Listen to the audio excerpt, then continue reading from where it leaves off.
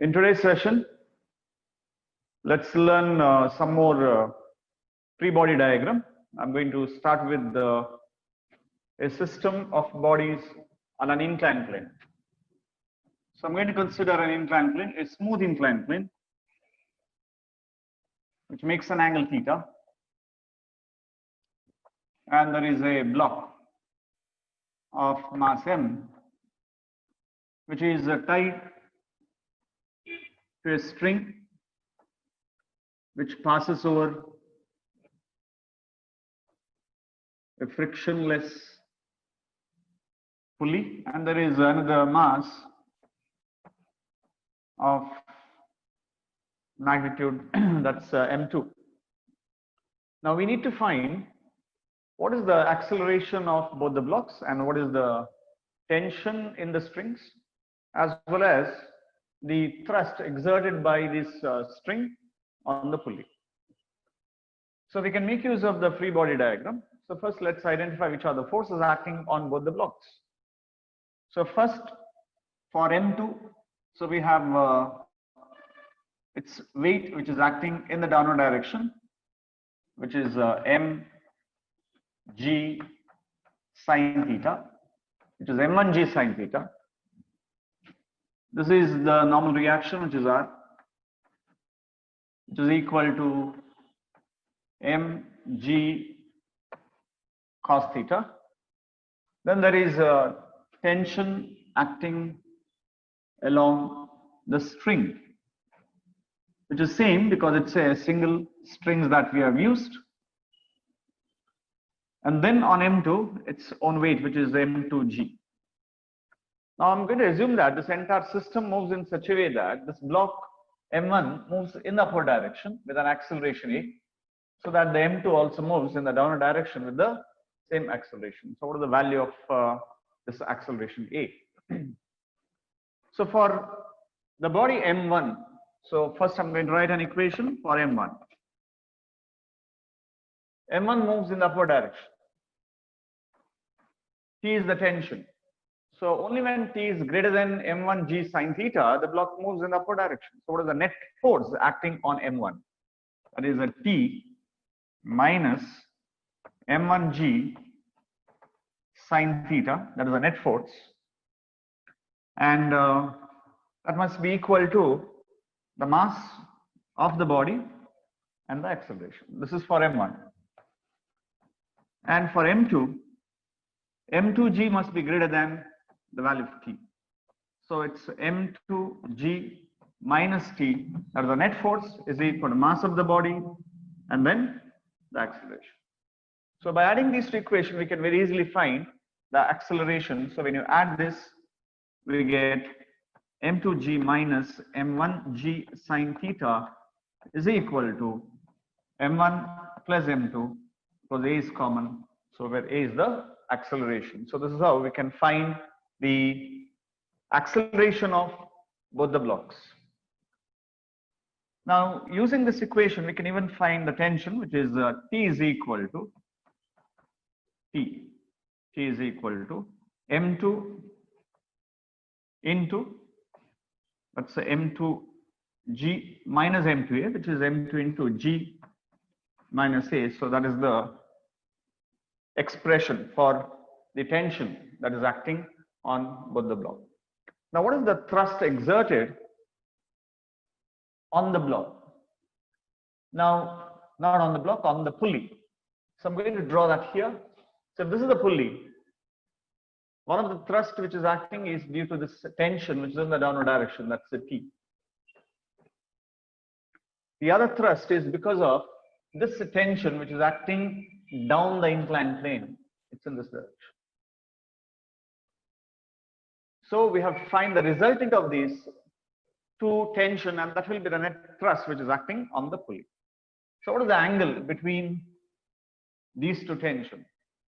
So from the block, so from this diagram, this is theta, this is 90, and this angle here is 90 minus theta.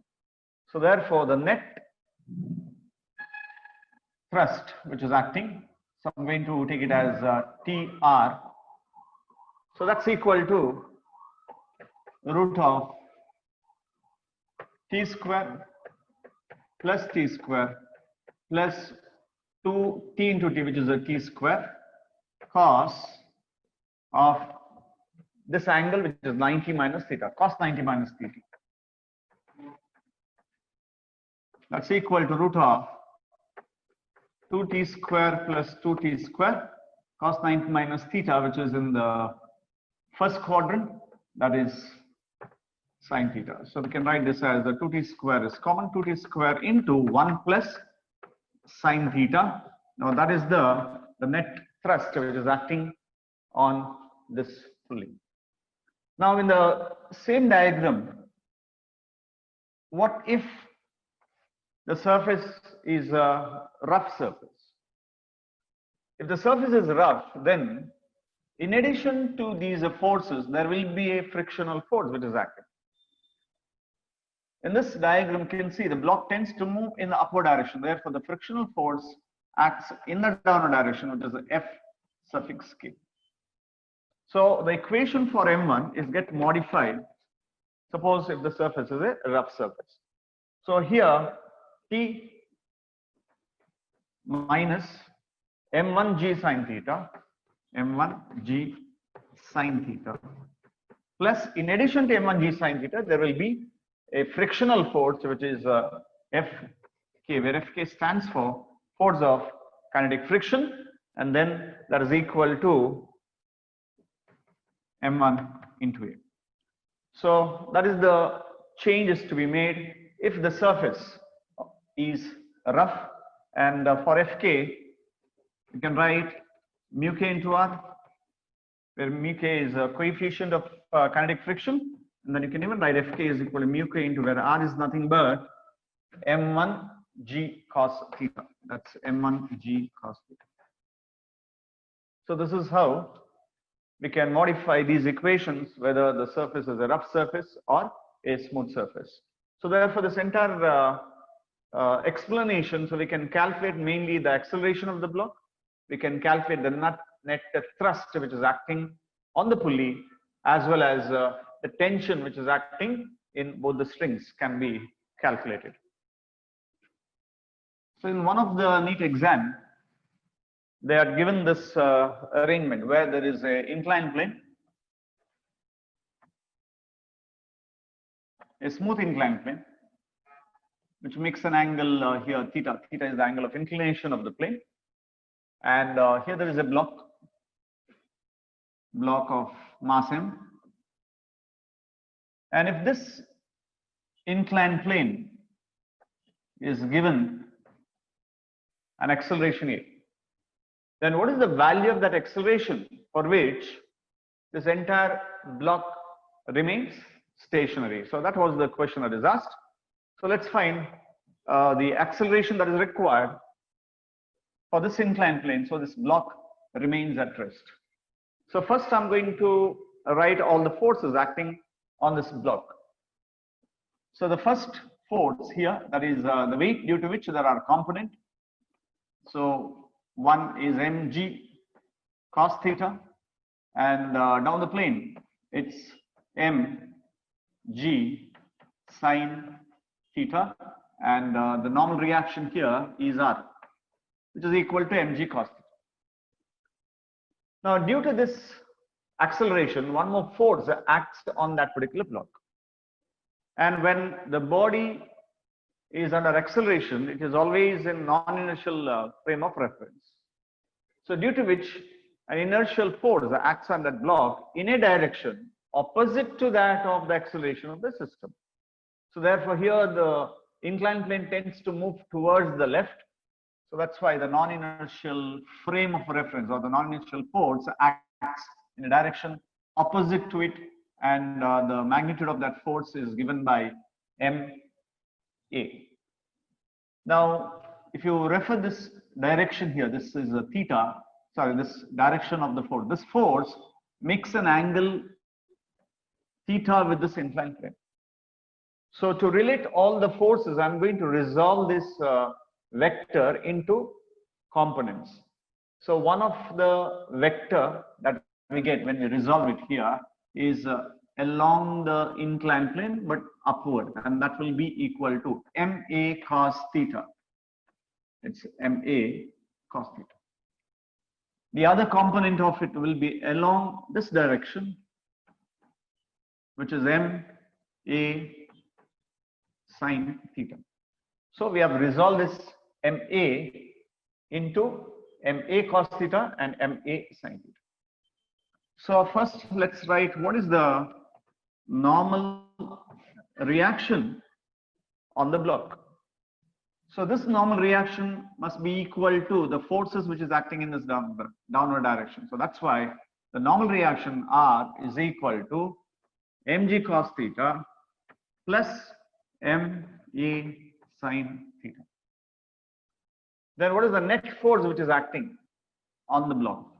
That is F is equal to mg sin theta and MA sin theta, MA cos theta. They are in opposite directions. So that's why the net force is mg sin theta minus MA cos theta minus, because the angle between the two forces is 180 degree. That's why the resultant is always the difference in the forces.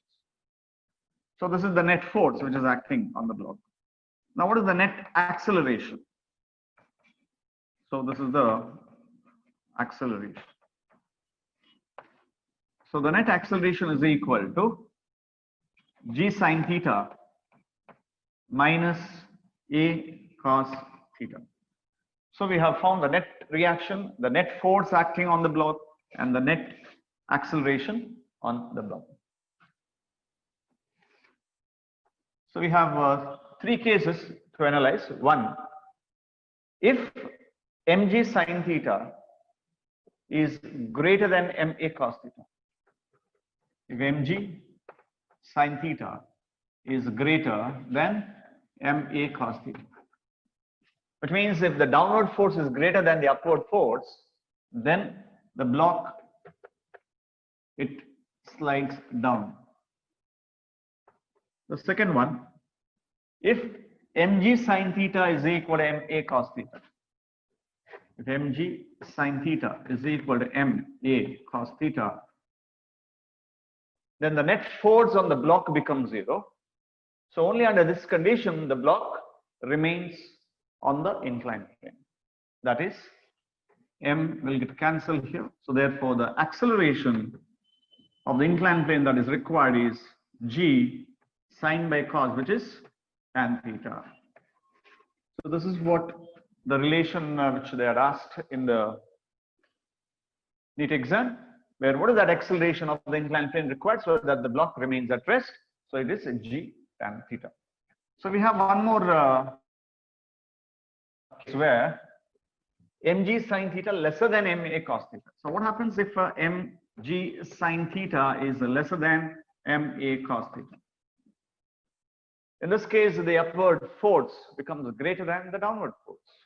So the resultant force will be upward. So therefore, the block will start sliding upward. It will start moving in the upward direction. So therefore, depending on which force is greater, either the block slides down or it moves upward direction or it remains at rest. And for the block to remain at rest, the condition is A is equal to G tan theta. So we have discussed system of two masses suspended on a pulley M1 and M2. So how different this system is. So here I'm going to consider a pulley of mass M and radius R. So what we have already discussed is a system of two masses suspended by a string over a pulley, and the pulley is of negligible mass and then it is frictionless. And now we are going to consider a pulley which has a mass M and radius R. In that case, what is the acceleration of the system of the two masses? So first we are going to start with all the forces which is acting on M1 as well as M2. So since this pulley has mass, the tension acting on both the strings are not same, they are different. So here we have tension T1 and here it is T2. So this is the reaction of that. So T1, T2. The weight of the first acts in the downward direction, which is M1G, and on the second it is M2G. So now let me draw a separate diagram of the pulley where the tension T1 here, T1 downward direction on one side and the T2 here, and this is the point of suspension, and R is the radius of it. So now because of this two tension T1 and T2, and since there is a difference, this pulley rotates in the clockwise direction with an angular acceleration alpha. So alpha is the angular acceleration of the pulley which rotates in the clockwise direction, and R is the radius and M is the mass of the pulley.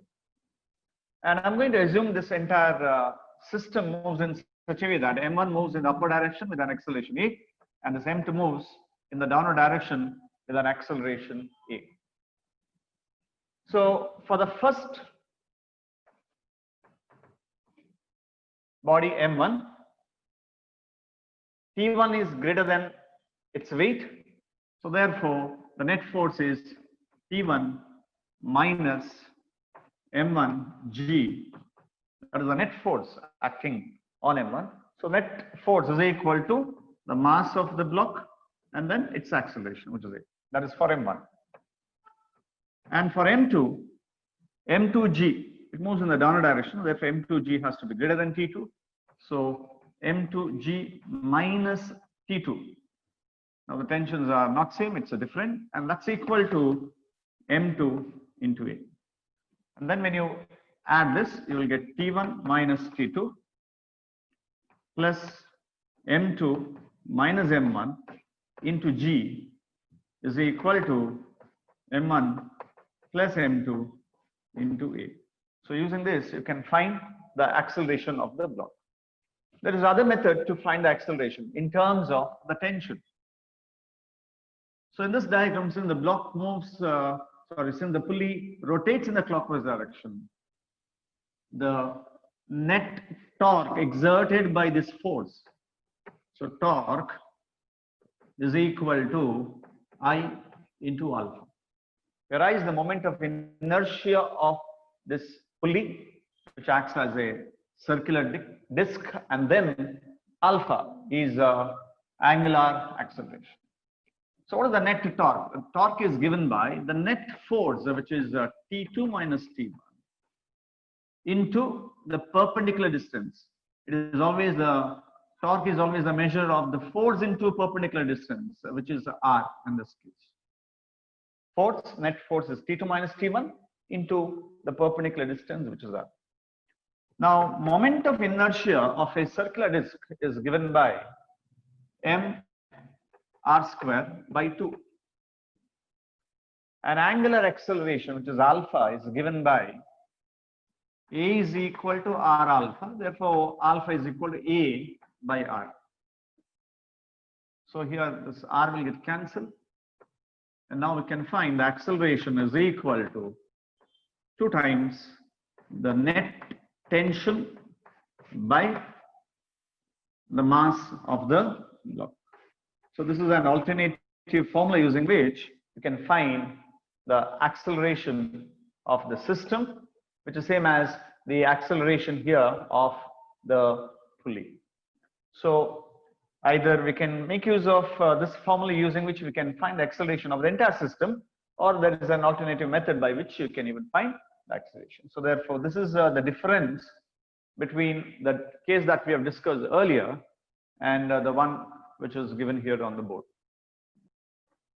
So let's take one more situation where a rough table over which there is a chain of mass capital M. So M is the total mass of the chain. And then capital L is the total length of the chain. Total length of the chain. Now, as we slide the chain downward like this, as we push this chain downward, for certain length of the chain, yeah, this chain will start sliding downward. Now, when that happens, let's consider L is the portion of the chain that is suspended. The rest of the length is L minus L. So let us consider L is the maximum length for which the chain remains at rest. And now if this length, this portion of the chain is increased, then the weight of the portion of the chain that is suspended overcomes the frictional force between the chain and the table, and thereby the chain starts sliding down. So here we want to find what is that maximum length of the chain for which the chain remains on the table without sliding. So that's why this is surface which I'm going to consider, which I've taken here, is a rough surface having coefficient of static friction mu. So capital M is the total mass of the chain, capital L is the total length of the chain, and small l is the maximum length of the chain suspended or hanging, for which the entire chain remains stationary on the table. So for body to remain at rest, the weight of the chain hanging, must be equal to the force of limiting friction,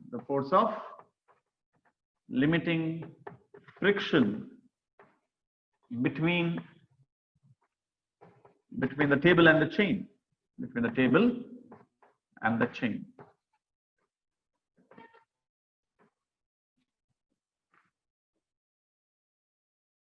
If M is the total mass of the chain, then what is the mass of the portion that is hanging? Let us consider M1 is the part of the chain which is hanging. Let us consider M2 is the portion of the chain which is on the table. Mass is directly proportional to the length. So therefore, the value of M1 is proportional to small letter l, and the value of M2 is proportional to L minus L. So that the ratio of the two masses M1 by M2 is equal to L by L minus L. If you take a chain of 1 meter having mass 10 kg, if you cut into two parts, it becomes 5 kg and 5 kg. So that the mass is proportional to the length of the chain, with the assumption that the mass is uniformly distributed. So what is the weight of the chain which is hanging? So which is M1 into G. So what is that limiting friction that acts between the chain and the table? So which is Fs, that is the force of limiting friction. So M1G is equal to force of limiting friction is nothing but mu into R, or mu S into R, where mu S is the coefficient of static friction. So that's M1G, that's equal to mu S into R, that is the normal reaction acting on this portion of the table in the upward direction. A normal reaction on an horizontal plane is always equal to the weight of the body. So that is M2 into G. M2 into G. So G will get cancelled. So what is M1 by M2? So M1 by M2 is equal to mu S. But from here, what is M1 by M2? M1 by M2 is nothing but L by L minus L. So it is L by L minus L, that is equal to mu or mu S. But we want to find that small l. So therefore, I'm going to rearrange that. So L is equal to mu S into capital L minus mu S into small l. So we can combine small l, that is L into 1 plus mu S is equal to mu S into L. So therefore, L is equal to mu S L by 1 plus mu S. So this is how we can find the length of the portion of the chain which is hanging, and that depends on coefficient of static friction. So in every illustration, so we make use of the free body diagram, and we basically relate all the forces which is acting on the different part of the system. So let us take now an example for a system of three bodies which is not moving, which is in equilibrium, which is at rest.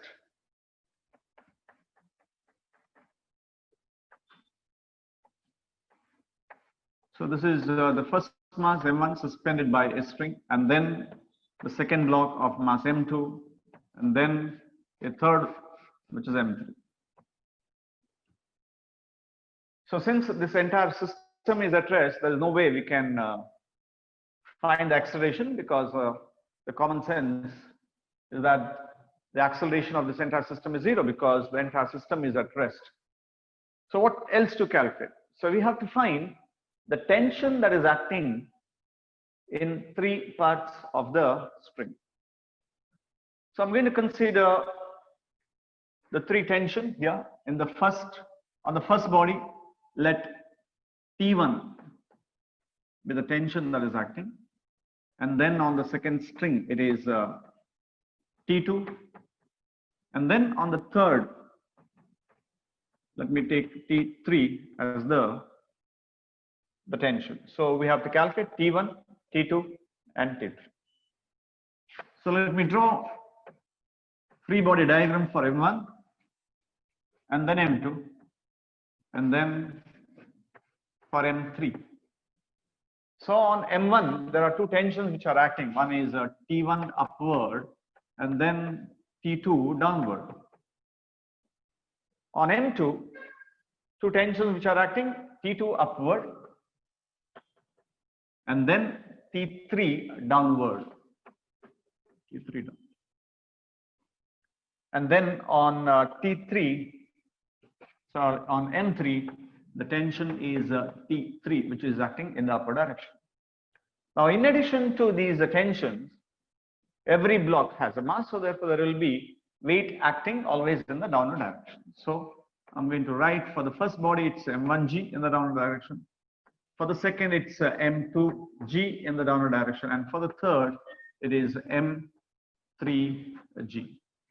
Now, since all the three blocks are in equilibrium, which are at rest, so net upward force must be equal to net downward force. So that means here T1 is equal to T2 plus M1G. And in the next case, T2 is equal to T3 plus M2G. And then T3 is equal to M3G. And now if you substitute this T3 is equal to M3G in the second equation, we get T2 is equal to M2 plus M3 into G. So we can find T3 using this equation, we can find T2 using this equation. And then if I substitute T2 in the first, then I'll get T1 is equal to M1 plus M2 plus M3 into G. So what you get to notice here is the tension is maximum in the string which is suspended to the rigid support, and then it reduces in the second part of the string, and then it is least for the the third mass. So this is how we can find the tension in 3 parts of the string. So I'm going to consider a special case out of this. Now, what if this entire system moves upward with an acceleration in the entire system? If it moves upward in acceleration, then we have learned the variation of the weight of a person inside a lift when the lift moves in the upward direction. So the apparent weight increases when the lift moves upward direction, and then it decreases when the lift moves in the downward direction.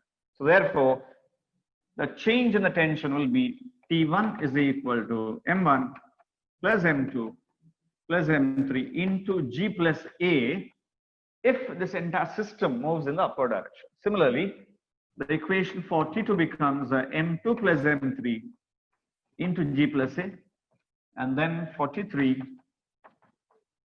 M3 into G plus A. So in what way this equation changes if this entire system moves in the downward direction with an acceleration? Then, so wherever there is G plus A, you need to write G minus A, G minus A like this. So this is how we can find the tension in 3 parts of the string suspended from a rigid support.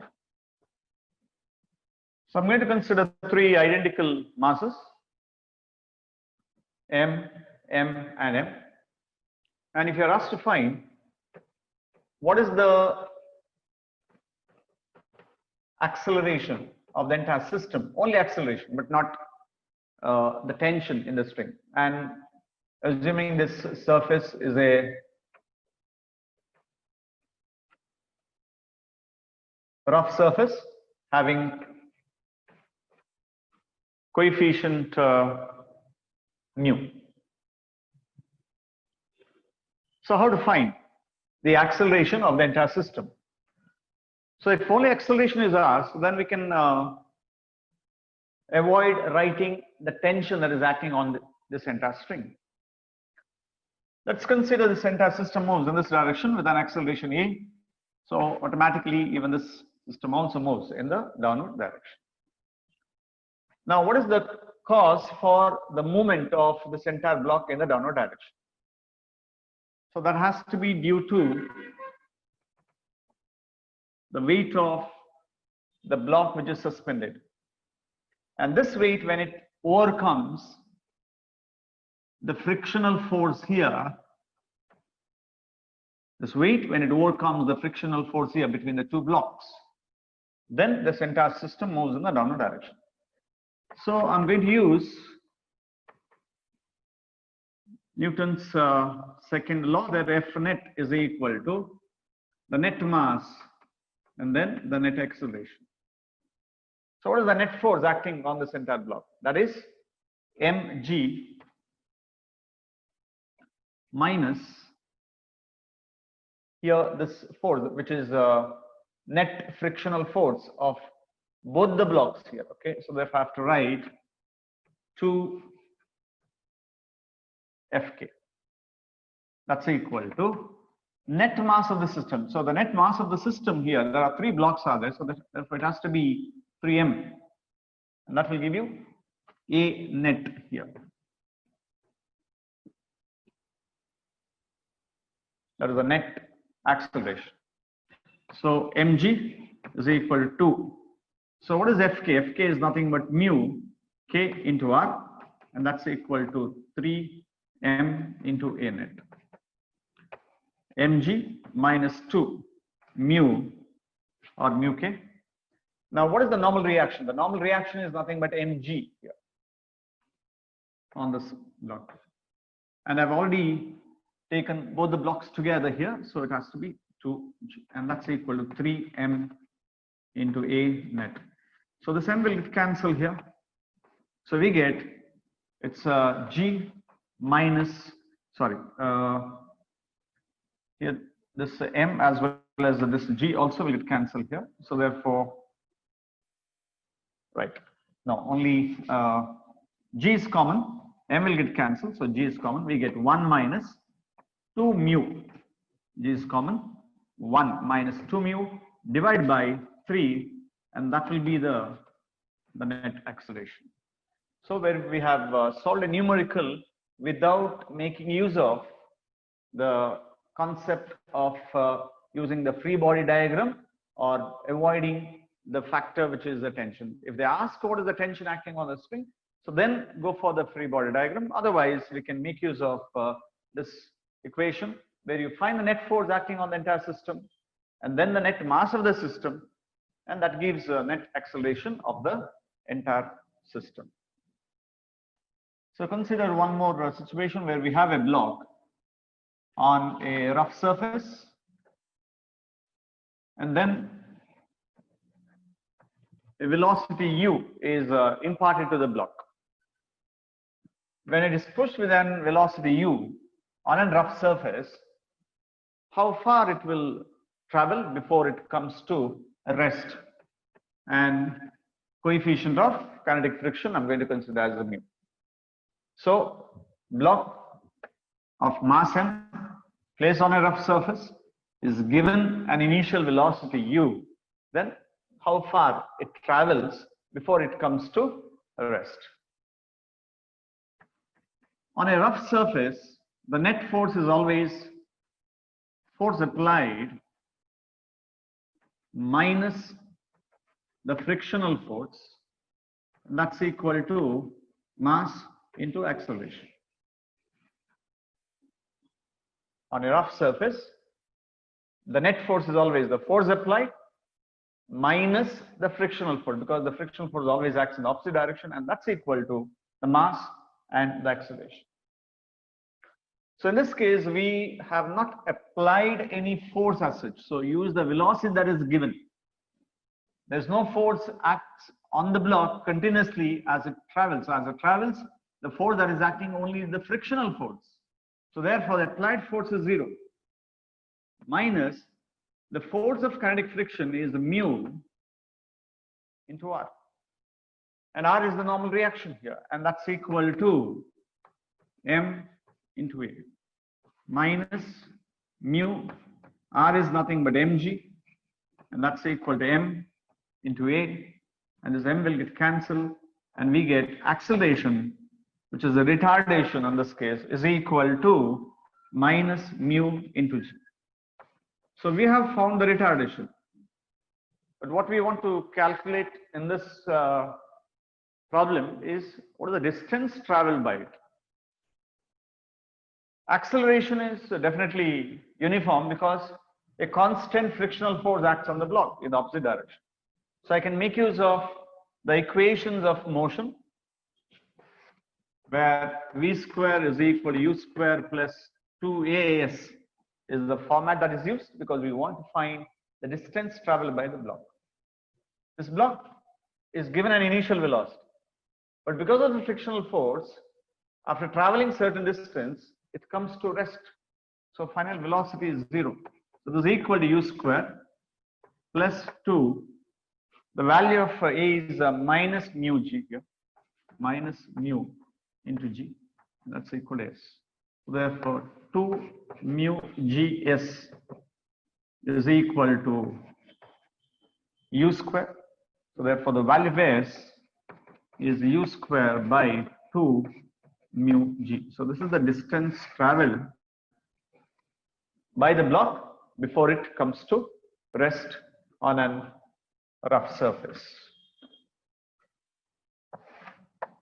So what is a spring force? When a spring which is fixed to a rigid support is elongated by applying a constant force, then a restoring force is developed in the spring in a direction opposite to that of the applied force. That is, in this case, it's to the left. And that restoring force developed helps the spring to regain its original position. And that force is called as spring force, which is given by F is equal to minus K into X. K is called spring constant. Negative sign indicates that the spring force and the change in the length or the elongations are in opposite direction. The restoring force here in this diagram is to the left, whereas the elongation is to the right. And this equation is applicable even when the spring is compressed. If the spring is compressed by applying a force in this direction, then the restoring force is developed in the opposite direction.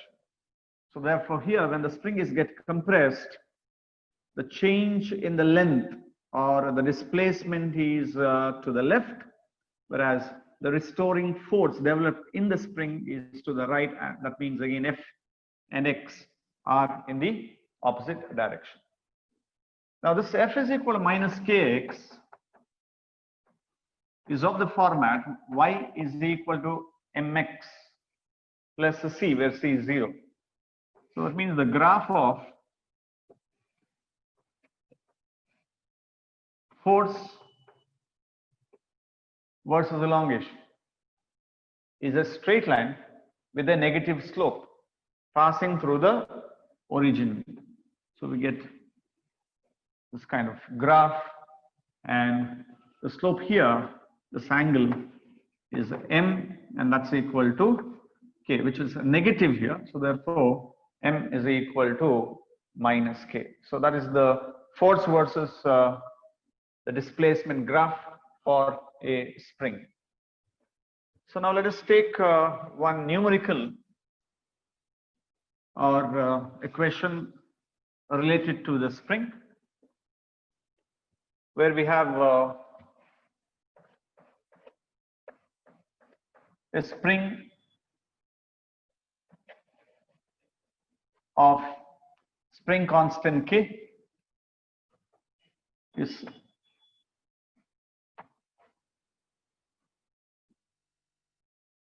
attached to a block of mass M, and then to that block M, with the help of a string, another block is suspended. So we have an arrangement of a spring and a string arrangement. Right now this entire arrangement is in equilibrium. Suppose if this string is cut. So what is the acceleration of both capital M as well as small m at the instant when this string is cut? So that is what we want to calculate. So now before cutting this string, let us find the forces which is acting on both the blocks. So I'm going to start with the capital M. So on this M, since it is a string here, there is a tension which is acting in the downward direction. And then there is the weight, which is mg. And since this block tends to elongate the spring in the downward direction, the spring force has to be in the upward direction, and the magnitude of that is equal to kx.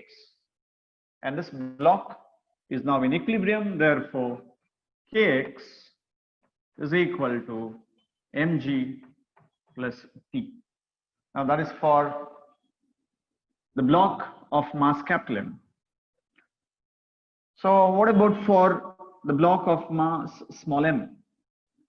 And now for m, there are only two forces are acting. One, the tension, which is the T, and then its own weight, which is mg. So therefore, T is equal to mg, because again this m is also in equilibrium. So now by replacing this T here in this equation, I can find the value of kx to be equal to mg plus mg. So this is the relation between the various forces before this string is cut.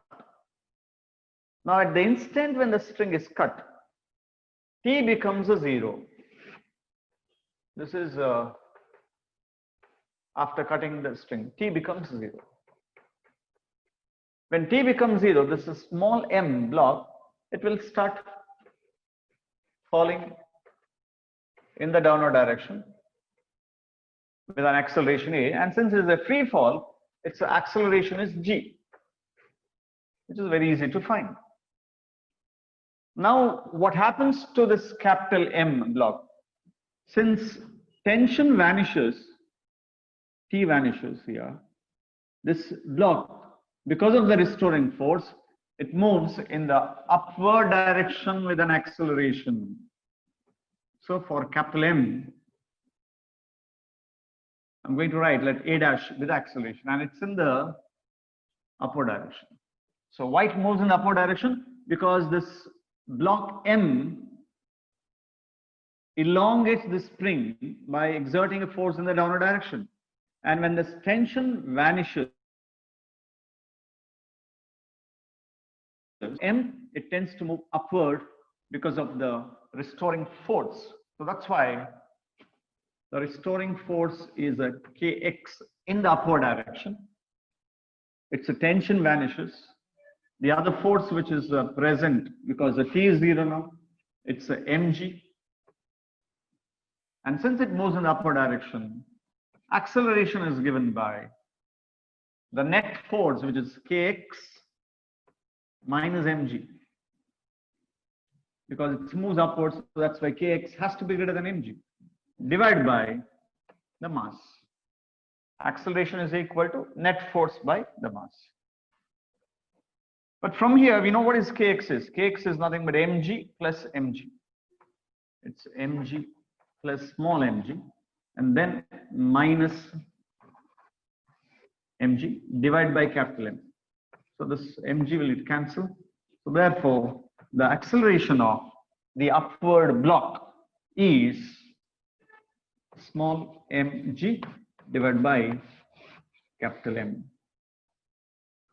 So you need to remember that the direction of the restoring force in the spring is always in a direction opposite to that of the force that is acting on the entire spring. If the force acts on the spring in the downward direction, the restoring force is always opposite to it, which is in the upward direction. So let us take one more illustration where we have a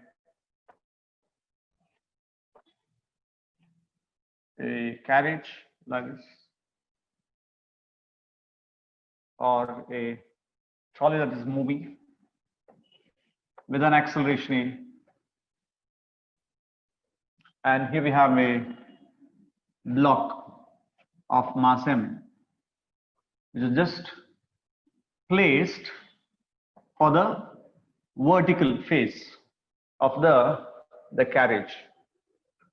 Now the question is, with what minimum acceleration this entire carriage should move so that the block, it doesn't slide. And the point that's given here is the coefficient of friction between the vertical surface and the block is a mu. So this is the data given. So what is the question? Here there is a carriage which moves with an acceleration A. We have to find what is the minimum value of that acceleration so that this block M, it doesn't slide down, it doesn't fall. Because if A is 0, automatically this M, or because of the weight, it falls down. So let's apply the various forces which is acting on this particular block. So I'm going to draw the vertical surface, and this is the block which is M. So one of the force is acting downward, which is the weight of the block. And because of the rough surface already given, mu is the coefficient of friction. So when the block tends to move in the downward direction, the frictional force acts in the upward direction, which I'm going to consider as F. And in addition to this entire system, again, it's in the non-inertial frame of reference. The carriage moves towards the right. So therefore, the non-inertial frame of force acts towards the right, and whose value is ma. And this is the force exerted by the block on the surface. And that's why that ma, it acts as normal reaction. So normal reaction is the force exerted by this vertical surface on the block in the in the horizontal direction towards the right. So what is the value of that R? So R has to be equal to MA because there is no horizontal movement of the block. Now this block doesn't slide if the force of friction, which is static friction, that must be equal to the weight of the block. If there is no net force acting along the vertical, then there is no movement of the block. So that's why this F must be equal to mg. So what is the force of static friction? That is equal to coefficient of the static friction into the normal reaction, which is R. So that is equal to mg. And from here, R must be equal to ma. So therefore, mu is equal to ma. That's equal to mg. So therefore, m will get cancelled. So therefore, the value of A is equal to g by mu. So therefore, the minimum acceleration that is required for this carriage so that the block remains at rest is given by A is equal to g by mu. Or in simple, you can even write so that value of A should be greater than or equal to g by mu. If it is lesser than g by mu, then this reaction reduces and immediately the block starts falling. So this is one of the question that appeared in one of the NEET examination.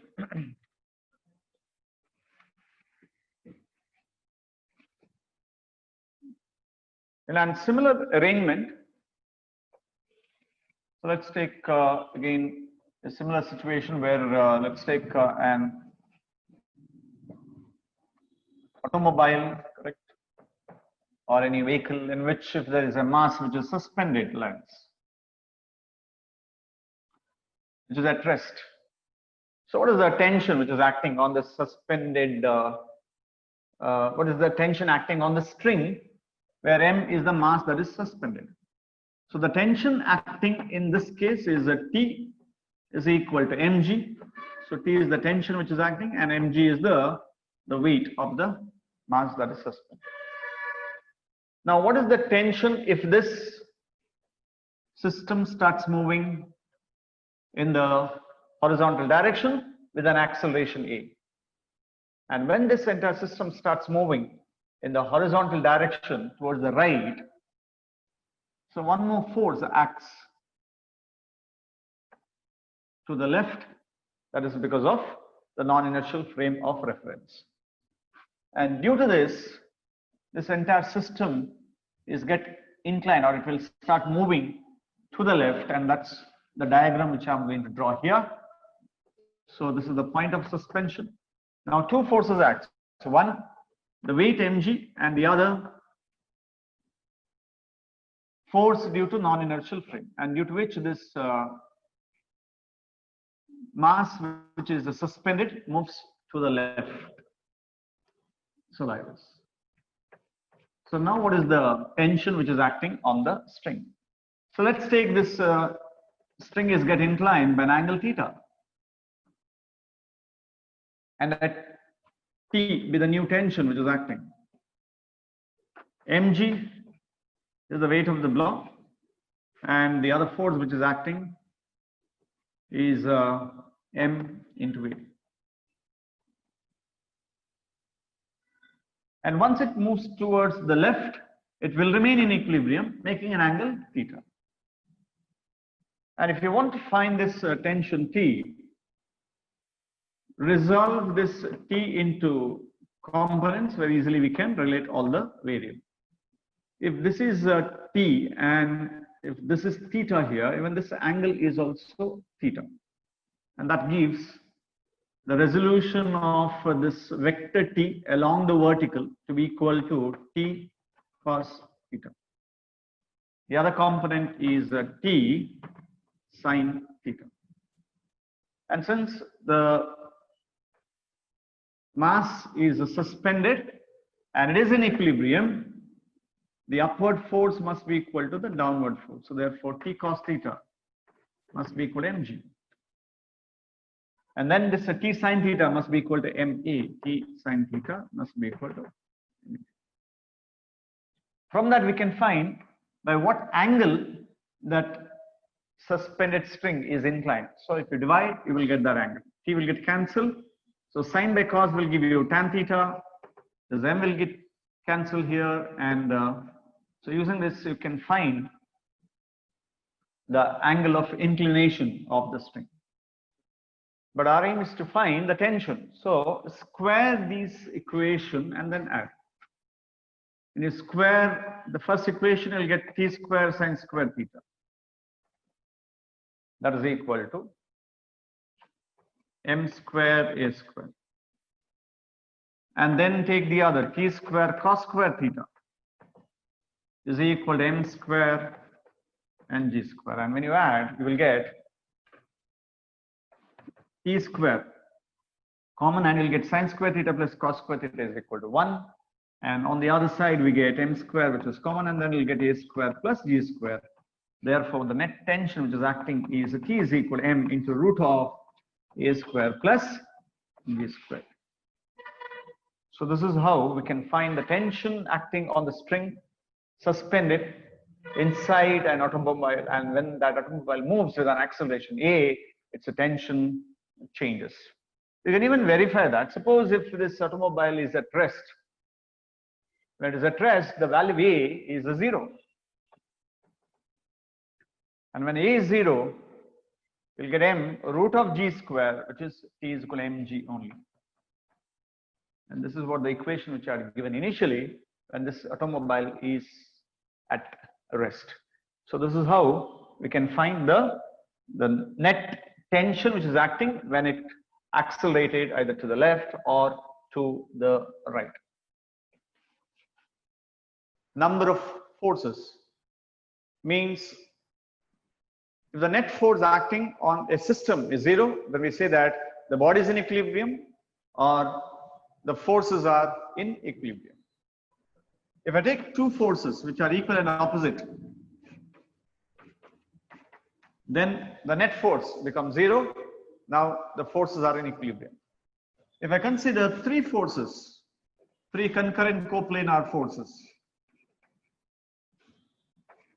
which act in such a way that each two forces makes an angle of 120 degree. Here, all the three forces are in equilibrium. And if they are in equilibrium, then the three forces can be represented by three sides of a triangle taken in same order. Then the forces are said to be in equilibrium. Now, if three set of forces are given, how to verify whether the given system is in equilibrium or not? So I'm going to consider three forces P, Q, and R. These three forces will be in equilibrium if any one of the force, the value of any magnitude of any one of the force must be lesser than or equal to the resultant, maximum resultant of the remaining two forces.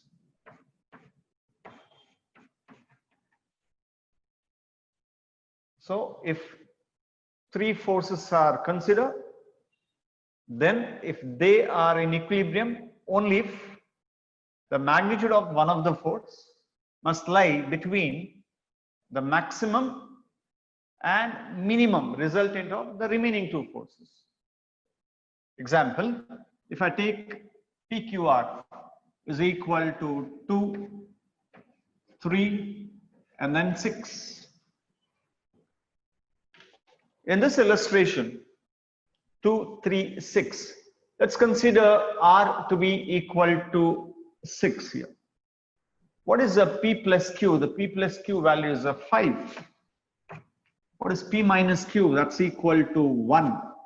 And 6 is definitely not lies between 5 and 1, correct? It doesn't lie between 5 and 1. So therefore, these three forces cannot be in equilibrium. So let us take one more set of forces. I'm going to consider 1, then 2, and then let's take 3, 1, 2, and 3. So I'm going to consider R to be equal to 2 here. So which are the remaining forces? 3 and 1. What is the maximum resultant possible? That is 4. What is the minimum resultant that's possible between 3 and 1? That is 2. So therefore here is 2 definitely lesser than or equal to 4, or it is greater than or equal to, in this case it's equal to 2. So that's why this pair of or a system of 3 forces 1, 2, 3 definitely will remain in equilibrium. So therefore, to check whether a given set of forces, 3 concurrent coplanar forces, whether they're in equilibrium or not, can be tested or checked using the condition where you take any one of the forces and the value of that force must lie between the maximum and minimum resultant. That is, maximum is P plus Q and the minimum is a P minus Q.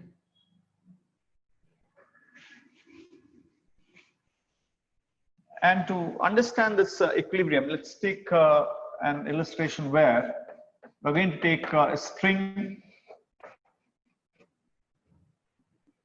and this is connected to the one more string, and they're joined to a block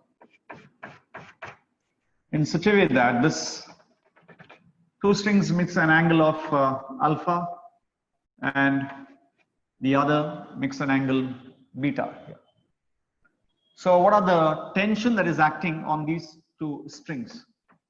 T1 is one of the tension and T2 is the other tension, and M is the mass of the block.